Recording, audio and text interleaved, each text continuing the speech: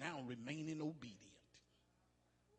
Because, see, what happens with the church is I have no problem being obedient broke. I have no problem being obedient in trouble. But once I get my hands on the blessing, it's easy now for me to start backing off. Because, see, what happens with us is if we broke and God start giving us money, we start tithing and seed sowing and letting people know, give and it shall be given unto you. And then after a while, we start figuring out how not to give.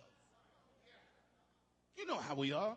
We can have a tight year, and then we come in at the first of the year, file income tax, and ask a dumb question like, do you pay tithes off an income tax check?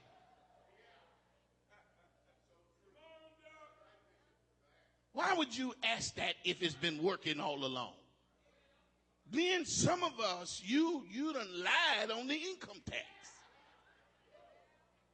You got children ain't yours on that.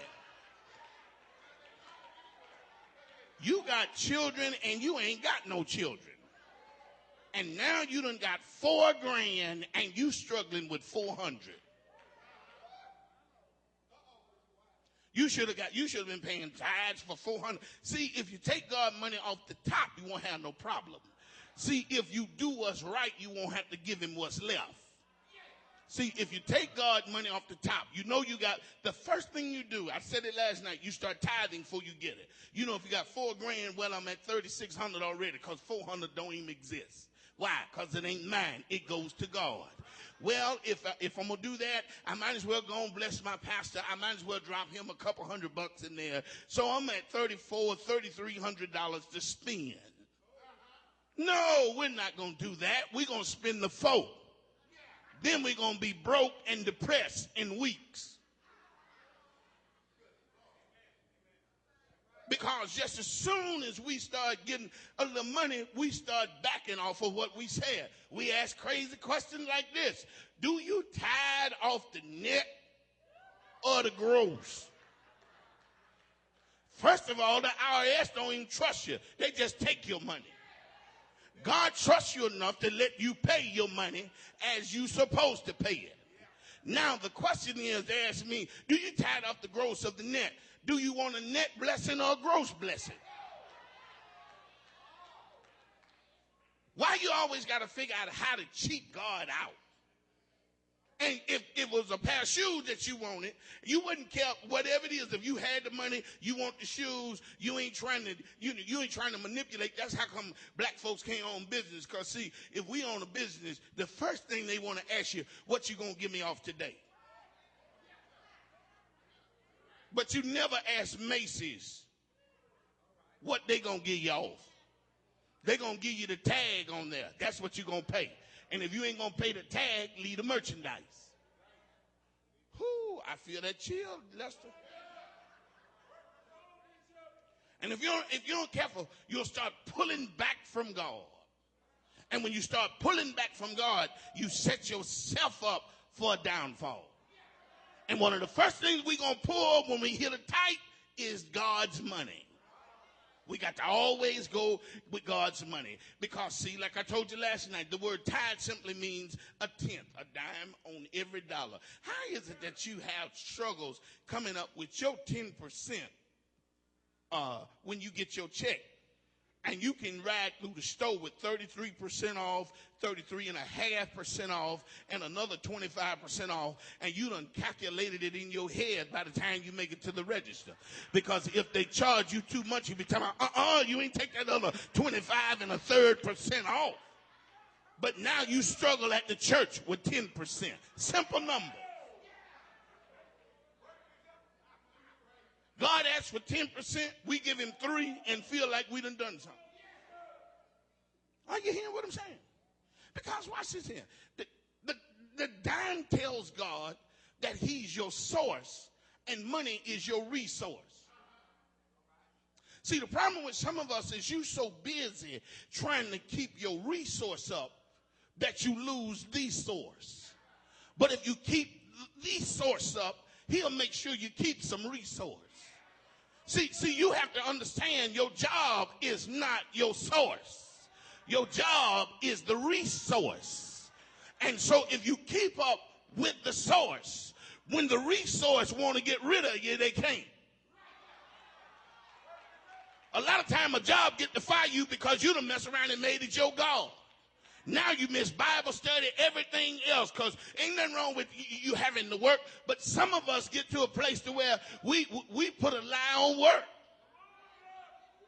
You can get off from work and still go by Bible study. You got off from work and went by Little Joe's house. You got off from work and went by the club. You went off by your friends and had a couple drinks before you went home. So it looked like to me you ought to get off from work and go by the church.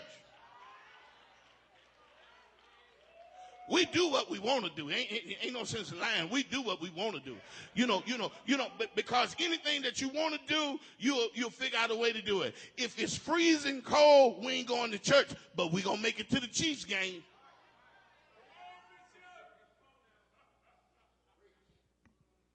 Last night I told you what was tithes first seen in Genesis when Jacob says what he says, and then when Jacob says, "If you give me what you're gonna give me and do what you're supposed to do, I will surely give you a tenth." How does God look at the tithing in Leviticus? He says it's holy unto the Lord. It's mine.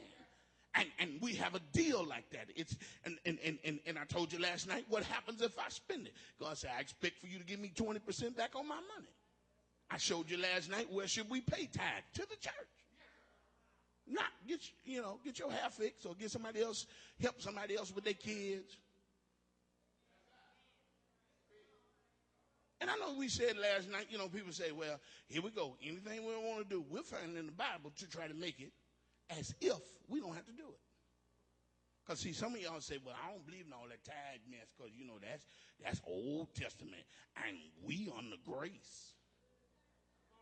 Told you tithes wasn't, and people say tithes ain't in the New Testament, but I'm going to help you out with that tonight, too.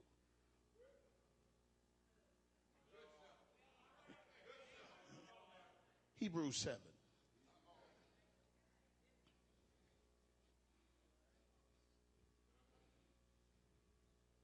Hebrews 7 deals with the order of Melchizedek, who was a tither. Are y'all there? Because, see, first of all, if you understand tithing, when you just before you go to 7, stop by Hebrews 5 and 5, so you can get an idea of what he's saying in 5 and 5. So also Christ glorified not himself to be made a high priest, but he said unto him, Thou the Son, today have I begotten thee. You see that? Christ is the high priest. If Christ is the high priest, then we're of a royal priesthood. And every royal priesthood has a high priest. So if he is the high priest, okay, y'all don't believe that? 1 Peter 2 and 9.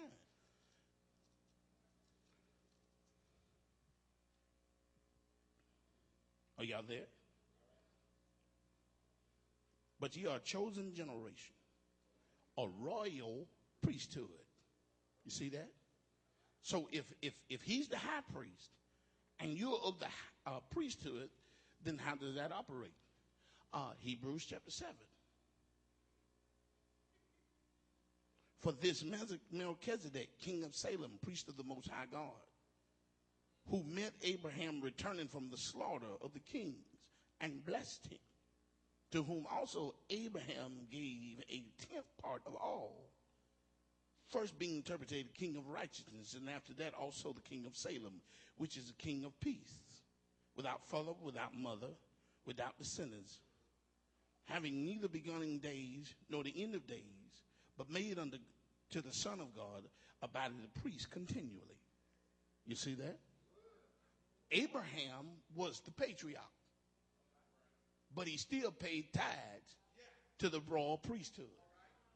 So if Abraham paid tithes, every priest up under Abraham should pay tithes. Every priest up under him should pay tithes. And if you in the church, you are the royal priesthood, then you should be tithing.